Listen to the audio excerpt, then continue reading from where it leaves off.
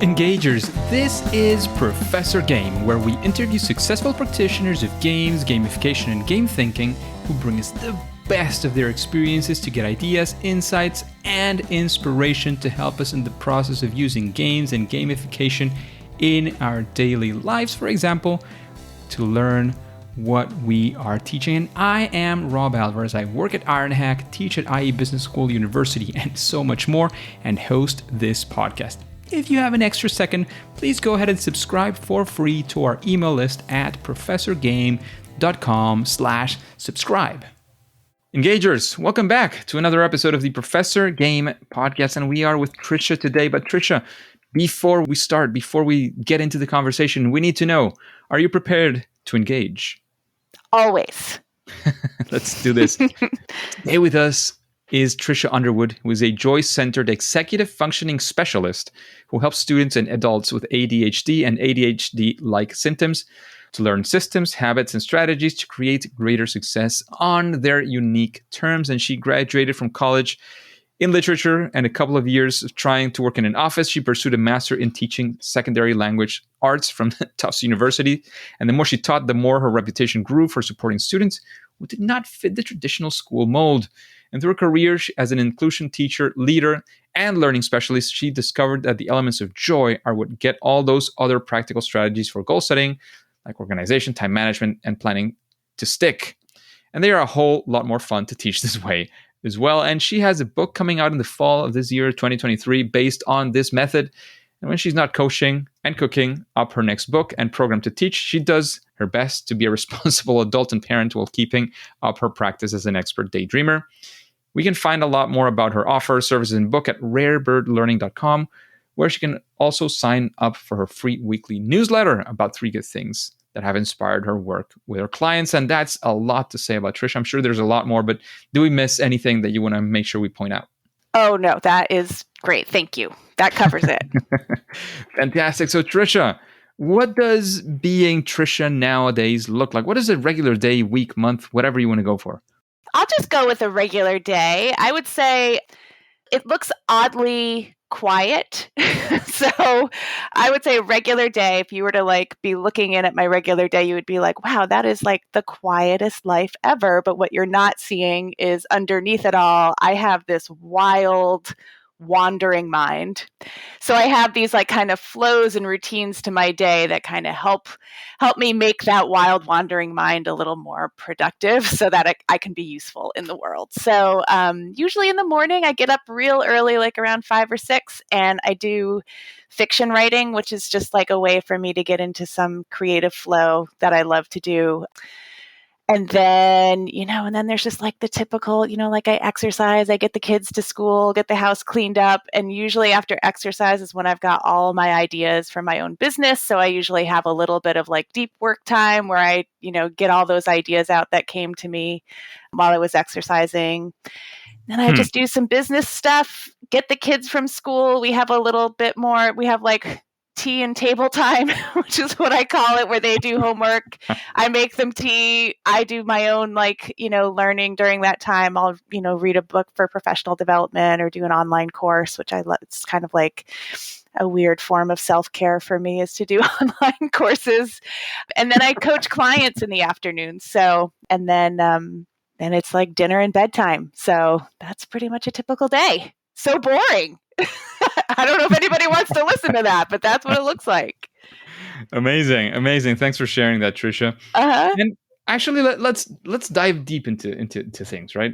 Okay. When you're thinking about this use of joy, as you mentioned, and as you do, and fun and these things, have you ever tried to use joy, fun, games, or whatever it is that you do in your coaching and in your teaching, and actually things did not go well? Yeah. You're trying to do something and went south. We want to be in that story, find out what happened and be there with you. Yeah, absolutely. I don't know how, too many to even count, but I have one in mind that kind of, it sticks out because it was actually I hated it. So I'll talk about that one. So if you have listeners that are teachers, they're probably very familiar with the feeling of coming up with some kind of plan or an idea and having it go south real quickly. So I was teaching 8th grade. It's what I had been, my career is mostly in high school, and this is the one year that I taught eighth grade. I refer to it as the year I taught 8th grade because it was so hard. But and that's usually, I don't know if you have listeners that are in other countries. In the US, 8th grade is usually like 13 to 14. So I was teaching this age group, and it was this particular group that was just like so low energy, and it was driving me nuts. So I decided one day we were learning the Odyssey. I was teaching the Odyssey, which is quite a long epic poem. So they were so low energy. I was like, it's going to take us like the whole rest of like, they'll be 18 by the time we're done with this. And I've got to pick up the pace here. So I decided to make it a game. I made up some kind of like, I don't even really remember all the parts of the game, but like I made it a game and they had to go to these different stations, but I made it to like, I was trying to help pick up the pace a little bit because they were so low energy. And for about 80% of the class that was usually really like flatline, it was great. Like they were like, it was a lot of the sort of more like male students were really like getting into like the competitive nature of it and like, whipping through things and really excited. And I was like, this is working. This is so great. I've never seen these kids this way before. And then I look over to the side and there was one of my students who I adored and she was crying. I made a student cry with this game, and it's because she had a learning difference which impacted her ability to think quickly while, to read and like come up with like quick judgments. She needed more time with things, and this was just like wrecking her whole confidence, and it was hitting on all of her weaknesses, and it was crushing. I couldn't believe that I made the student that I adored cried, and I felt like a monster. And I would say from that day on, I knew about this concept in education called differentiation, but I don't know that I applied it every single day to what I was teaching and how I was approaching my classes. And from then on, I was like, I will be there's not going to be a lesson plan from now on that doesn't differentiate, so that there are some different options for different learning profiles. So that sounds like the starting story of Heroes, right? the break point. Right. Yeah, for real. Thank you for sharing that story. It must have been really difficult for you at that time, doing that. And of course, differentiation is definitely, now these things. It's sort of, I don't want to say easy to realize because you already experienced it, but you can almost say it's easier, at least from a perspective of, not knowing that it was differentiation, or you're finding a new challenge at some point. How would you maybe from the start, besides of course differentiation, which you already do, would you try something different before so that this doesn't happen that way? With that particular lesson? With a lesson, with when creating these experiences, like how has this shifted your mindset? Of course, I mean, maybe it's just differentiation and that's fine, but I just want to know if there's anything like, if you approach problems differently, maybe at this point. Totally, I do. I mean, I think there's a couple things. One is I'm trying to figure out the best way to approach this question. So I would say for me now, that was about 12 years ago. And from then until now, I know for me, myself, I've become much clearer on what my values and purpose are when I am working with students. And that is so different from what the school system wants from me. So back then, I thought the school system wanted me, like I was operating under the purpose of the school system wants me to make sure these kids have a comprehension of the story of the Odyssey. That may be important, but what's even more important to me is that students learn how to read well and love to learn through reading. So those are different purposes. And so now I always start with, what am I really trying to affect and impact here that comes from a deeper place inside of me other than like some external, cultural systems expectations. So first I get clear on that. And the other thing that I use now is real deep empathy, which is that happens to be a strength of mine, even though I wasn't using it back then.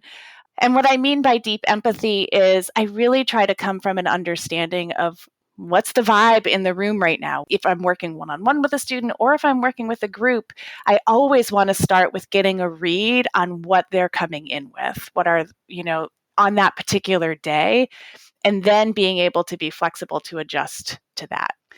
So I start with that. Those things can get quite complicated.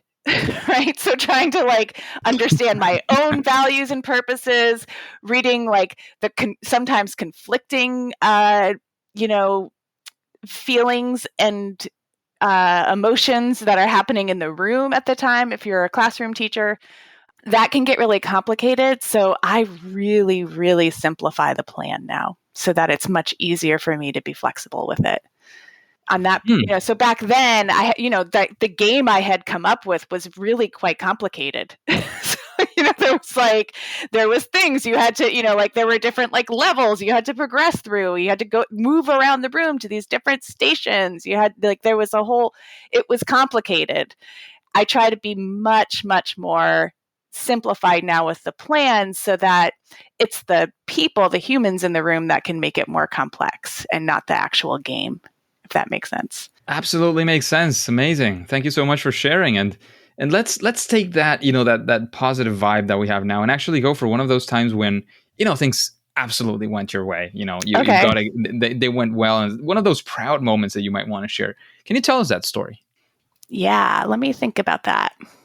I mean, I don't want to brag, but I have them almost Please brag. I have them almost daily with my clients.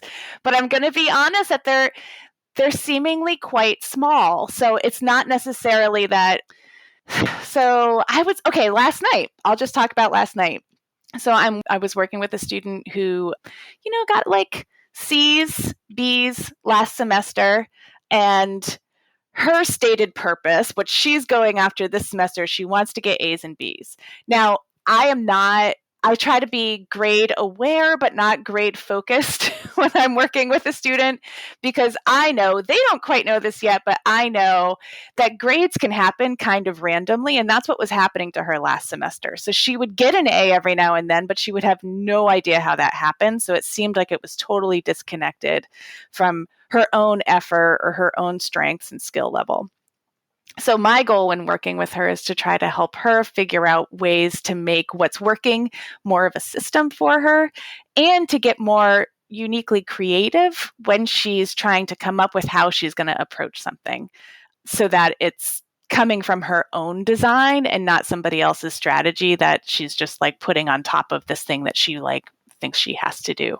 So she's had a lot of issues with academic motivation and feeling like she wants to get started on something. And we did this big creative problem solving exercise last week where the thing she wanted was to feel more motivated to get started with her schoolwork. And so the creative problem exercise, if you have a moment, you want me to describe it to you? It's like a little, it is a game in some ways, because it has a set of rules. It's dependent on a certain amount of time. So we have a little bit of a structure around it. So it starts with you just put the problem in the center and you ask a question, and you phrase it as a question. So how can I get more motivated to start my schoolwork? So she put that in the center of the piece of paper, drew a circle around it, and then she did a mind map. And I just said, okay, come up with 5 suggestions that you would give to somebody else. You don't have to worry about doing it yourself. And so she came up with 5 suggestions. And then I said, now I want you to come up with 5 more really weird ones, just real wacky out there. No idea how that would be related, but it's just what popped into your mind. So I want you to get really weird with it and now just come up with 5 really weird answers to that question that just seem like they're impractical and just kind of silly. And so she did her 5 weird ones, and they were things like catch a flight and go to New York, or, build a car was one of her suggestions. But when we dug into what was underneath that, those real weird ones, there was something real and true about that for her with academic motivation. So for instance, with her thing to we live in Atlanta, so I'm going to hop on a plane to New York. What that was about was wanting to be in a different environment. If I was in a different place, maybe I'd feel more motivated. If I was in a place that I felt was busy and with like people that were like, in her mind in New York City, was like people who were like going after their goals. Like, it's a real like busy place. That would help me feel more motivated. And then the other one about like building a car, that was so strange, right? So I was like, well, what's building a car about? Let's think about that. Why would that make you feel more motivated? And she's like, well, it's like there's like a set of instructions. Like I'd find like instructions about how to do it, and then I just get the materials, and then I just go step by step. And so like it was so interesting because under both of those are two really well-researched, evidence-based practices for finding and developing motivation. One is to put yourself in a new environment, especially one where other people are motivated or are acting motivated. It's called co-regulation, and that really helps to be around other people who are feeling motivated. So there was that. And then the one about the building a car was really about like, you need a clear set of instructions. When things are fuzzy to us, like if you just write down like, oh yeah, I know I have to study biology for next week, without a set of real clear instructions, like, okay, how do I study biology? That's just going to go to the bottom of the list every time because you can't really see yourself doing it. So we went from there and we came up with some specific instructions that she can come back to for some common things that often go like down to the bottom of her list. And so when we were meeting last night, she was so excited to show me. She made this beautiful study guide that, that she had come up with on her own, but it was like based on her like instructions about, okay, this is how I want to study. And she actually did it. And she ended up getting an A on her biology project. I mean, it was like this whole triumphant moment in just a week from doing this real wacky, like creative problem solving game. But I didn't have to teach her study skills. I had to teach her creativity skills, if that makes sense. Like, so yeah. Anyway, so that was that was a success story. Amazing. Thank you so much for sharing that. So such a personal thing from one of your students. That's amazing, actually. So happy to see that worked out. So if you're facing, you're presented maybe with a new student or a new person you're going to coach, do you have some sort of process that you follow to help them go through this or any other process, or how do you understand what's going on so that you can create a solution? Like we want to sort of get in your head to how does this work essentially in your mind? Yeah, well, I mean, and the book I have coming out outlines like these 4 pillars that kind of hold up my approach. And I don't necessarily teach these in order, but there is an element of each one of these. I'll tell you what they are in a minute when I'm working with a client. So the first one is to get peaceful. And what I mean by peaceful is ways to declutter unnecessary stress from your life.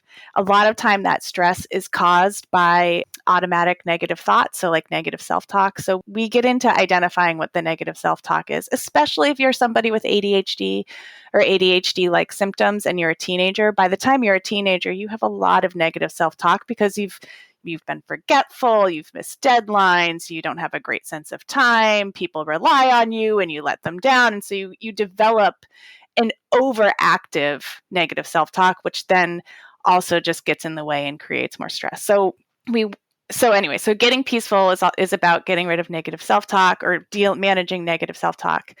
It's also about finding a sense of purpose about your work.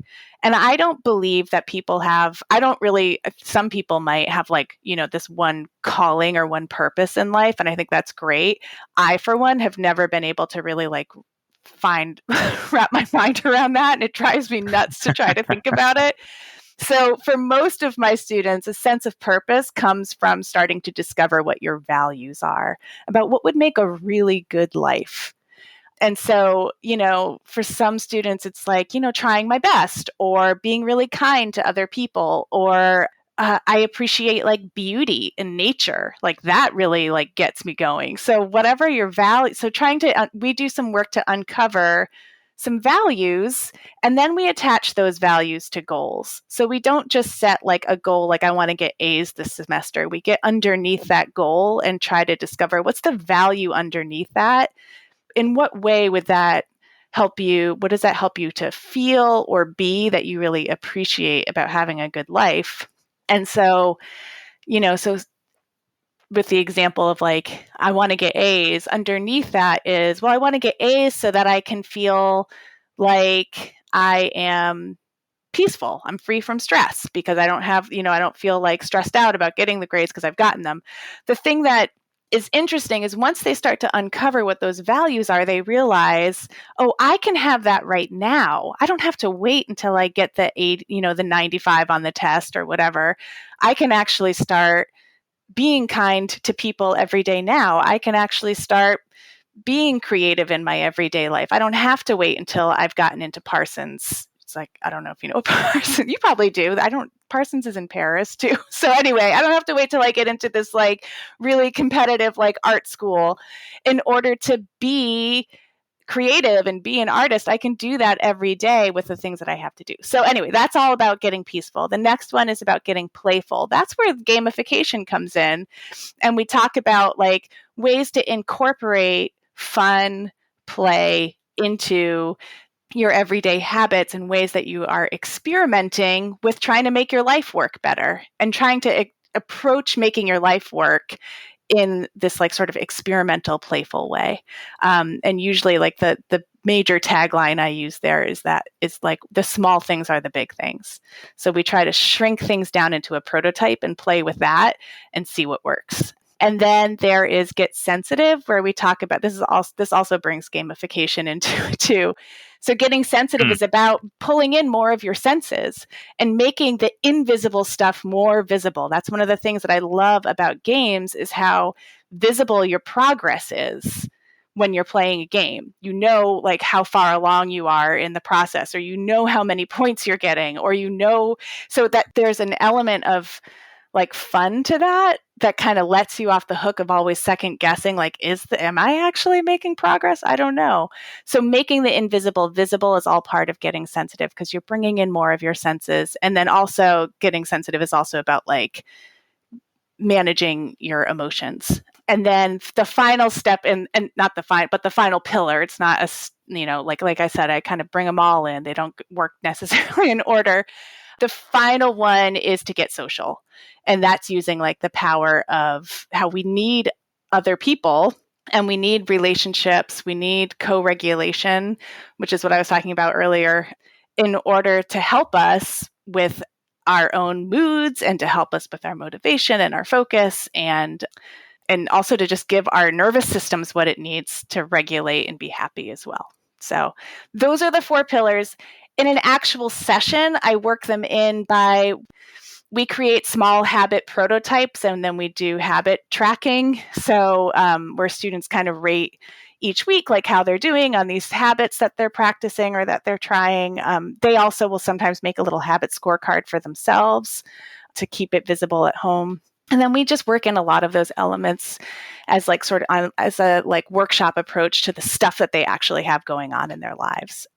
We always start our sessions too with a little spinner wheel of like 5-minute exercises that help get what I call the does chemicals going. And does is dopamine, oxytocin, endorphins, and serotonin. Those are like the little pharmacy that we have in our brain that help us with things like joy. So we do little 5-minute exercises. They can choose one, or we just do the spinner wheel and we see what it lands on to help them regulate. And also just learn and practice some things that are easy to bring into their everyday. Amazing. Thank you very much for sharing. Yeah. Like so many things going on in your mind. It's so interesting to just to take a sneak peek, right? It's tough. There's a lot of stuff going on in there. It's not always useful. But the book does go into like real practical strategies too about bringing in those 4 pillars into your everyday life. Well, looking forward to that. Yeah. Just a quick break before we continue. Are you enjoying this podcast? If you're listening through a podcasting app, please subscribe and rate us on the app. This will be of great help to reach more engagers so we can change the world together through gamification. And Tricia, with all this experience that you've had some experience as well with gamification when introducing it with your coaches. Is there Is there some best practice in your experience when introducing gamification? Something that, when using it, you say, well, you're at least a little bit better off if you're doing this. Yeah, I think this is I think the most helpful metaphor that I have found I love metaphors because it makes the complex more familiar. And so I think the best metaphor that I have found for it is, I came across it in Catherine Price's book, which is called The Power of Fun. I don't know if you've heard of that or not, but no, I haven't. It's like an analysis of fun, which sounds like no fun, but it actually it's interesting. And she's a journalist, so she's not the researcher, but she talks about other, historical researchers about fun. She talks about this one guy who maybe about. I'd never heard of him until I read the book. He's like a Dutch historian philosopher, again, not sounding very fun, but he wrote a book about play. Homo ludens, by the way? Yes, that one, yeah. And he talks about creating temporary worlds within an ordinary world, which to me is a game. Like, that's what we're doing when we're playing a game, is it's like a temporary world within this ordinary world that kind of frees us from the things that are holding us back in the ordinary world to experiment and play with like a new way of being. And anyway, she goes from there into talking about, Catherine Price goes from there into talking about building a playground or playground building. And that, when I think about like a strategy for creating a game, I think about building the playground, which means that you're designing like a metaphorical structure that has rules we all agree on, explicit rules we all agree on, and a goal we all agree on. And the reason why I think that's important is because when you're working with students, especially ones who are struggling, you need to build trust. Like, students need to trust themselves. They need to trust you in order to take some risks. And so I think the rules of the play, making that rule of those rules of the playground, making them something explicit, is what helps build that trust. And then the other thing about playgrounds is that the stakes are pretty low. So if you're playing, well, actually, I don't know. My daughter's 8, and I don't know if a game of hopscotch to her has low stakes. She gets pretty intense.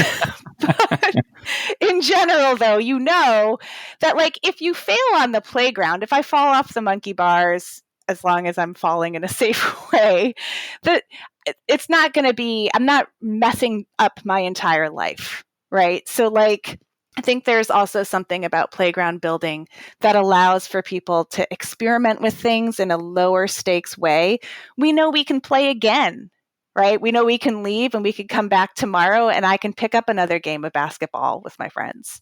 So like, even if I didn't have my best game that day, I know I get to try again. And I think one of the problems I have with the way our school system is based is that it doesn't make kids feel like they have other chances. If you fail one test, it's going to hurt your grade. And yeah, you can come back and try again next time, but the damage is done. So I guess when I think about creating games, especially for learning, I like that metaphor of building a playground with explicit rules, explicit goals we all agree on, and then an environment where it's clear that the stakes are low enough that you can come back and try again. That sounds fantastic. Thank you very much for that. That reflection, I'd like to call it, right? Yeah. That's the thing with grades, and that's one of my wars on grades, and especially on tests in general. Mm-hmm. And to be completely fair, I'm super good at tests. Like, it's one of the things I do best. Okay. Like I'm an overperformer in tests. Like, it's one of the best things I do. But I also have people close to me who don't perform well in tests and who are probably smarter than I am and sometimes even professionally more capable in many, many areas. And you say, well, how does a test reflect all those things? And the answer is it doesn't. Mm-hmm. It's high stakes, people get nervous. Maybe you don't know the exact answer at that point. And that doesn't mean you don't know how to, do whatever it is that you're supposed to do. It doesn't mean you didn't learn, right? It just means that you don't know the answer to that specific question. So that's kind of my war on grades and especially on tests. Yeah. And again, full disclosure, I'm a university professor and I have to teach some standard courses as well. So we have to do standard tests, right? It's what it is. I think there's potential in tests. I'm not ready to throw them out altogether. There's years ago, I doubt you could even find it now. There's this writer, she's a journalist as well. Her name's Annie Murphy Paul. And at the time she was she researched like tests and if it was possible for tests to be a way to learn. And so she felt she made this really great course for teachers called Testing into Learning. And it was about like best practices for designing tests that students actually learn from rather than, tests that just like wipe them out. And that was great. I did that with I led a group of teachers through that, and it was really transformative for them. And I'm trying to remember what some of our lessons were about that, but some of it was about actually like allowing for test revisions and also like doing shorter tests that are more frequent instead of like, one big major test that like where everything's riding on it. That also helped too. And that kind of goes along with that playground idea. Like you can come back to it and try it again tomorrow. Because I think there's something useful about the way tests do make it very visible to you where you're at with your progress. And I think that can be really motivating for a lot of students. Oh, yeah. I mean, it's like I'm not arguing with having a score, right? One thing is having a score, and I don't know. Anyways, we could get into this for hours probably. Yep. Yep. So after hearing these questions, after, sort of feeling the vibe of the podcast, is there anybody that you would say, I would like to listen to this person discussing these ideas, these things on Professor Game, sort of a future guest for the podcast? I mean, I don't know if she does. She used to do podcasts. I haven't heard her on any podcast, but one of my favorite, I'll call her a teacher, but I don't know if she knows that she's my teacher.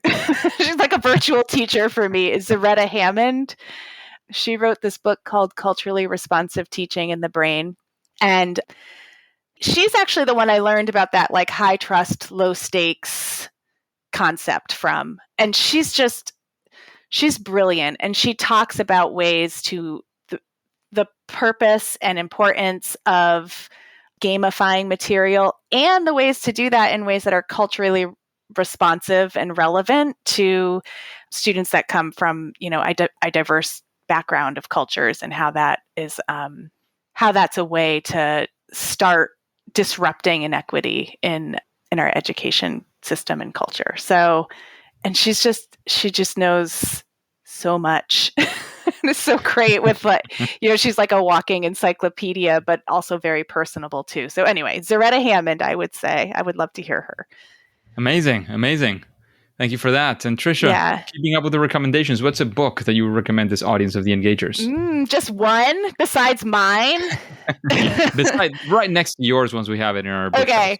I'm going to say, there's so many. Well, I already talked about Catherine Price, so I'm not going to, I would say, which one is kind of interesting is Breaking the Good Girl Myth by, I think it's Majo, or I don't know how to pronounce her first name, Majo Molfino.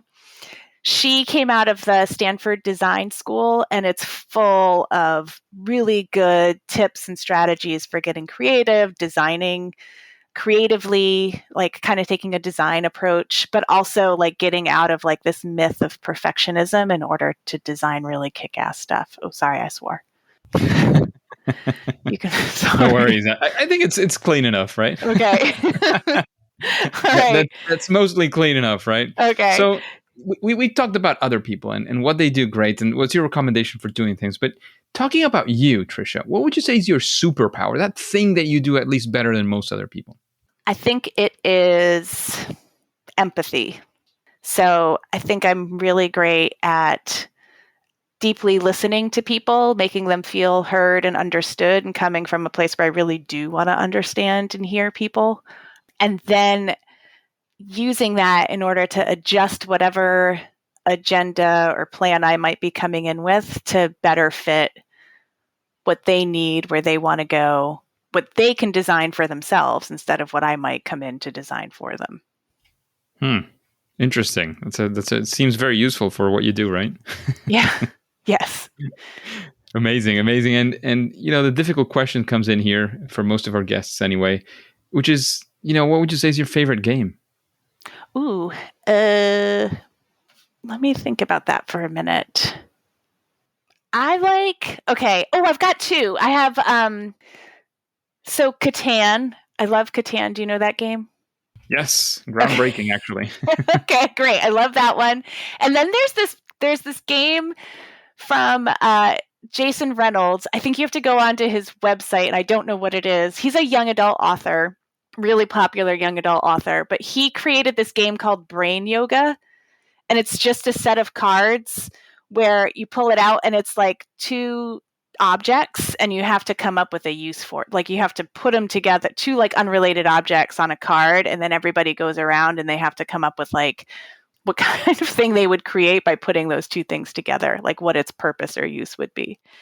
And that one's really fun. I play that in my family with my kids when we're like out at a restaurant and just need something to pass the time. Sounds pretty good. Pretty good. So Tricia, we're almost running out of time, but before we let you go, of course, we want to know where we can find out more about you, of course, about the upcoming book, about your work, where we can find out about what you're doing in general, where we can, if you have any final words, any piece of advice, anything you want to leave us with before we say it's game over. Okay. You can find me at my website, rarebirdlearning.com, and I would highly recommend signing up for my weekly newsletter there. You could subscribe to that. You get 3 good things every week. And oftentimes, if I've created a little game or exercise that worked really well for one of my students, I put it in a little freebie that I send out to that list. So that would be a great place to keep up with what's going on in my world. And yeah, I'm on a little social media break, although my publisher, I think, might be nudging me off of that break. So, but you could still, I think my website is the best place to find me and find announcements about the upcoming book. And in terms of advice, I think it's just about making prototypes. That's my favorite approach, is whatever problem or challenge you're having, to see how you can shrink that down into something that you can just feel a little more playful with and experiment with. So amazing. Thank you so much. Thank you for all those insights, all that experience that you've shared today, Tricia. However, as our listeners know, and now you know as well, by now, and at least for today, it is time to say that it's game over. Hey, Engagers, thank you for listening to the Professor Game Podcast, and I hope you enjoyed this interview with Tricia. Do you have any questions that you would like to ask future guests? Like we did in our previous podcast episode, we asked questions from the audience. If you want to get your question answered live, please go to professorgame.com/question and ask that question. And once it is selected, it'll come up in a future episode and you will get your answer live from one of our fantastic guests. And remember, before you go on to your next mission, before you click continue, please go ahead, if you haven't already, and click subscribe or follow, whatever that looks like in your favorite podcast app. And that is absolutely for free. That way you'll help grow this Engagers community. And of course, listen to the next episode of Professor Game. See you there.